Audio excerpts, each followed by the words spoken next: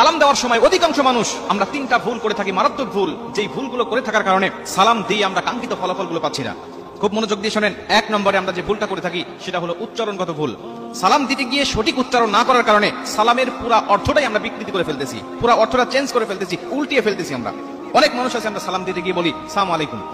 আরবিতে সালাম শব্দের অর্থ হলো শান্তি, আর সাম শব্দের অর্থ হলো মৃত্যু। আমি মানুষকে সালাম দিচ্ছি মানে তার উপরে শান্তি কামনা করছি আল্লাহ পাকের পক্ষ থেকে, যে আল্লাহর শান্তি তোমার উপরে বর্ষিত হোক। কিন্তু আমি যখন সালাম আলাইকুম বলতেছি তখন এটা আল্লাহর শান্তি নয়, আমি তার জন্য মৃত্যু কামনা করতেছি, যে আল্লাহর মৃত্যু তোমার উপরে বর্ষিত হোক, তোমার উপরে মৃত্যু হোক। আবার অনেকে আর বেশি স্টাইল করতে গিয়ে, বেশি আধুনিকতা দেখাতে গিয়ে আমরা বলে থাকি সালাম আলাইকুম। সালাম আলাইকুম এর অর্থ হলো উটের নারী ভুড়ি তোমার উপরে পতিত হোক। আবার অনেকে বলি সালাম আলাইকুম মানে আল্লাহর গজব তোমার উপরে পতিত হোক। বিভিন্ন রকম অর্থ বিকৃতি করে আজকে আমরা সালাম মানুষকে দিচ্ছি, দেওয়ার কারণে আজকে আমরা সালাম কাঙ্ক্ষিত ফলাফলগুলো পাচ্ছি না। এজন্য কখনো আমরা এইভাবে সালাম দেব না, সালামের উচ্চারণটা আমরা সঠিকভাবে দেবো। আসসালামু আলাইকুম ওয়া রাহমাতুল্লাহ বলে আমরা সবাইকে সালাম দেওয়ার চেষ্টা করব। সালাম